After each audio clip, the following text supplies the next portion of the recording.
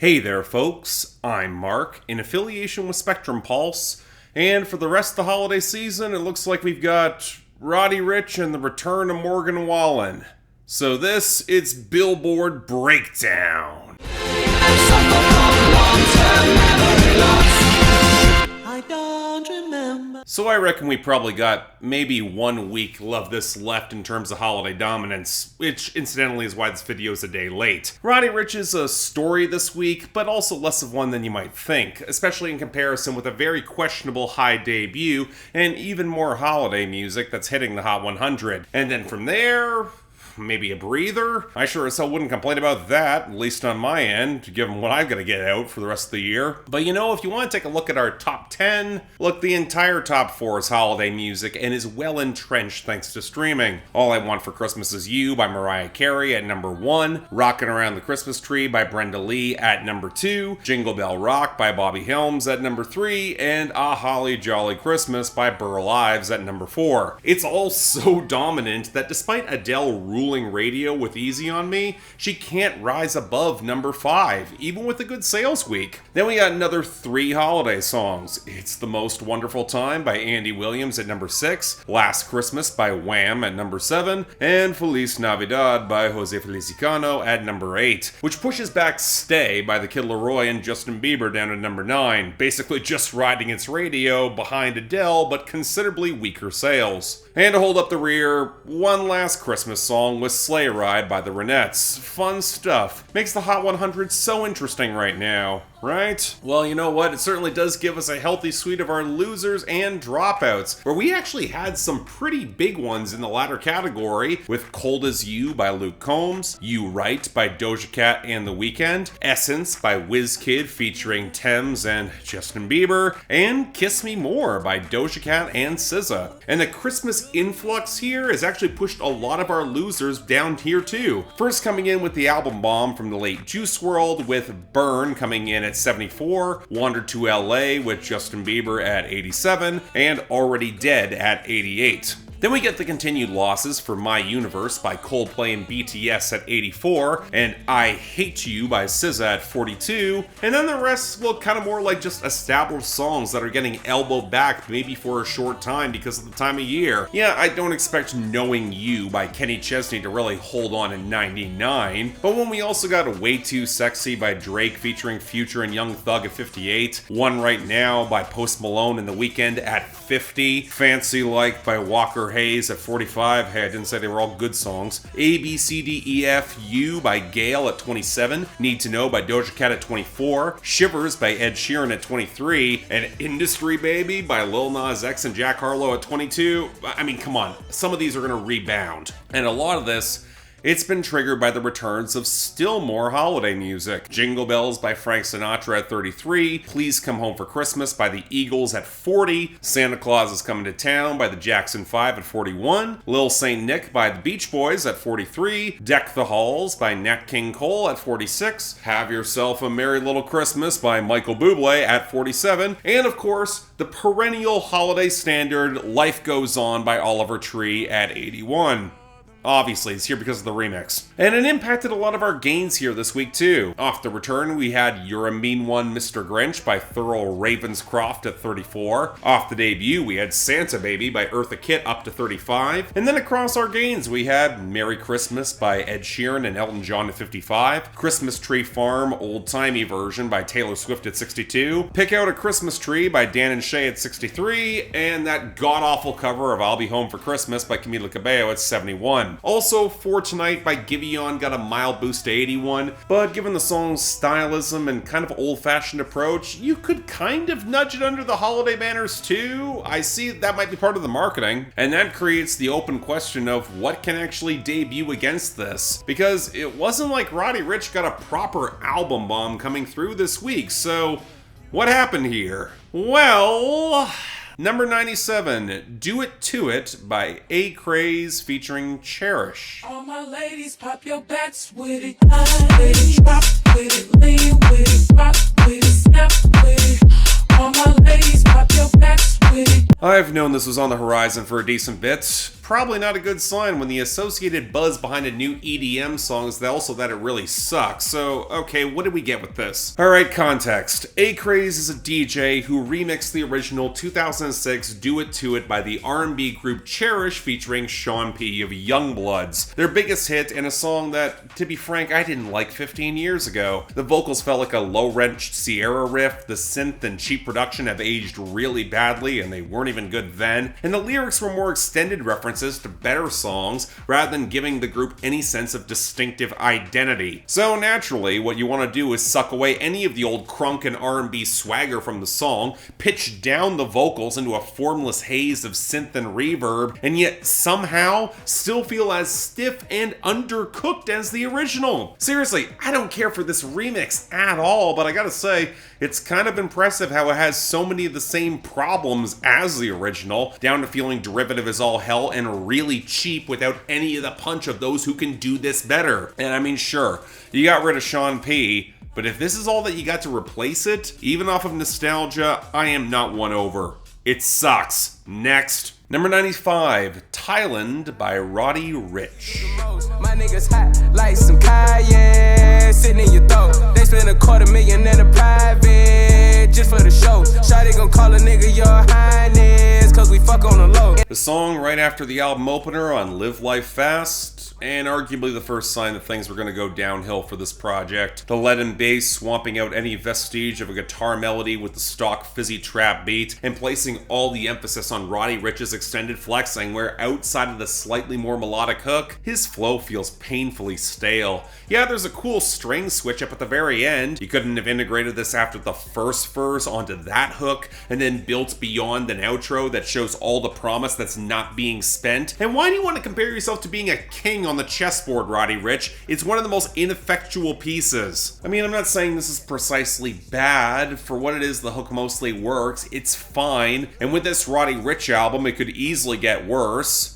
For example, number 91, Hibachi by Roddy Ricch featuring Kodak Black and 21 Savage. 250 cash, hit Japan and get some chopsticks. I've been with Lil Man counting up bands, I ain't gotta drop shit. Okay, first off, why do all these acoustic guitars and flutes sound like they're in the process of dying? That's my throat. I don't want it in my music. It doesn't help actually give Roddy Ricch a pocket to work with in the mix, and makes his hook sound like an absolute mess. And given that he doesn't have a verse of his own, to get shown up by both 21 Savage and Kodak Black, it's a goddamn problem. Granted, Kodak Black also doesn't say anything worth caring about, and I'm not really a fan of 21 Savage with this brand of flexing, so it's not really elevating this to interest beyond two notes. Number 1, Roddy Ricch has a line, got too many jewels in my squad, fuck a Nazi. Horrible homophone and tenuous reference aside, there is a part of me that is perversely impressed that Roddy Ricch will actually tell Nazis to go fuck off. But number 2, seriously, can we all get past hibachi restaurants at this point? It's a novelty. It's mostly for the tourists. I've never been impressed with the food. And as restaurants, they're just so intolerably loud. You can't talk at the table. Look, it's just not my thing. And this song's not any good either. Let's move on. Number 85, Move to Miami by Roddy Ricch featuring Lil Baby. New Louis V's every time I tote. 9mm every time I tote. I do all the shit without a stylist. I got money, never went to college. I got all my cars without the mileage. Alright, I'll give Roddy Ricch this. The extended twinkling intro was legit pretty, especially with all the trip-hop percussion building into the song, of which they just flip into another fizzy trap cut where Roddy Ricch and Lil Baby flex and showcase their guns, where it's obvious from the vocal blending that Lil Baby recorded his verse in a different studio, possibly in a different state. And am I the only one who's a little bit bothered by just how much Roddy Ricch and his guest rappers are leaning on referencing to the box? Yes, it was his biggest hit. But this is the time where you want to show that you're more than just that, not default to the bog standard. Unfortunately, this just winds up feeling kind of anonymous. It's not precisely bad, but if you're gonna remember a Roddy Ricch song from this album, I don't think it's gonna be this one. Number 79, Christmas Isn't Cancelled, Just You by Kelly Clarkson. Let us go. Christmas isn't canceled, just you. Has the title of a song ever made you just want to immediately break out in hives? Because that's what everyone wants to think about during the holiday season. Scandals and online hate mobs. This is what I hate about the proliferation of canceling as more of a commercialized liberal buzzword. This isn't reclaiming it from conservatives who are going to whinge about cancel culture. This is playing it for a cheap joke at the expense of your ex-husband who you want to push aside and bash at length, and this is a cheap, very ugly clickbait way to do it. Hell, I think regardless of whether you're on the left or the right now, it just feels trashy as all hell. It doesn't help the entire song feels both painfully generic, but also weirdly incompetent in the composition and construction. The verses and pre-chorus are going for this horn-inflected pop soul with a lot of overcompressed vocal leads, but then they flip into this jaunty holiday bounce at a completely different tempo and cadence for the hook that also doesn't match for the outro that leans so hard on that awful goddamn line, and it feels so oversold and cloying in the worst way possible, even if Kelly Clarkson does have incredible pipes trying to sell this. So yeah, this is awful, and we should do everything in our power to ensure this absolute dog shit will never become a holiday staple. Kelly Clarkson, you already have Underneath the Tree. That's enough. Number 77, 25 Million by Roddy Ricch. Nigga, I just about to go give me some money. Since I made up 25 million on one of them days. Now these niggas biting my way. I got fatigue on my body on right Maserati. It's right, I'm going out of space. Yep, this is the last of the Roddy Ricch songs. The one that got the video. It's okay, I guess. The trap and drill progression feels overweight compared to the frail acoustics and faint melody. And Roddy Ricch rambles through his flexing where the only hint of decent tune comes on the hook. And even then that fades out for the second half and doesn't excuse how many rhymes he's gonna flagrantly drop or how thin his vocals start to sound when he starts trying to sing a bit midway through the second verse. Honestly, I just already reviewed the album on my main channel in the last episode of On the Pulse for this year, but I will say it again. This feels thin, underwhelming, and when the Genius comments are saying this project is mid at best, those are the fans. You got a real problem, Roddy Ricch. And with this song, I don't know, take it or leave it. Number 48, Christmastime is Here by the Vince Guaraldi Trio.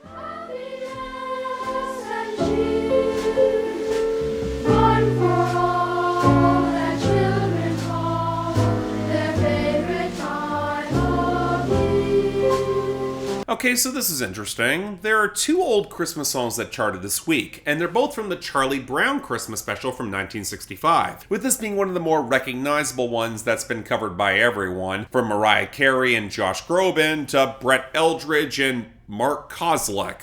Yeah, I'm surprised at that one too. And I'll be honest, this is one of those songs I actually struggle to say much about. I don't love that church choir, which has always felt a little bit shrill for this sort of slow burn song with the gentle pianos and the understated sandy percussion. But that's me nitpicking for a song that is otherwise so restrained, so relaxed, and that's exactly the vibe that I like to embrace around the holidays. Not something so garish or oversold. And there is something to appreciate about how homespun the production really feels here, with just enough rough edges to the texture that captures one of the reasons why the dry wit of Peanuts has actually lasted the way it has for me. So yeah, I actually like this a decent bit. And that takes us to number 37, Linus and Lucy by the Vince Guaraldi Trio.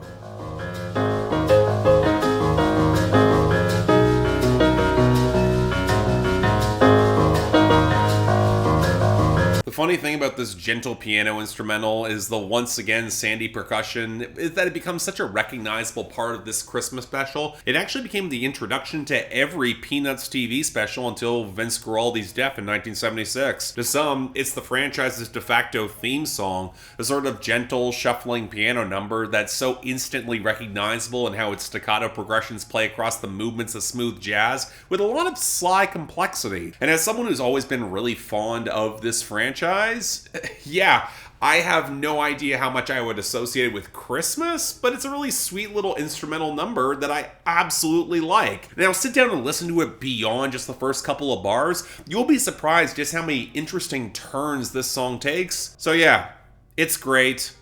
I'm happy it's here. And finally, number 14, Broadway Girls by Lil Durk featuring Morgan Wallen. If I smarter how to stay my eyes at home and leave them Broadway girls alone. I think a lot more people might be more surprised about this than I am, mostly because I knew what was coming if Morgan Wallen's outburst hadn't happened. I mean, it was pretty obviously telegraphed too.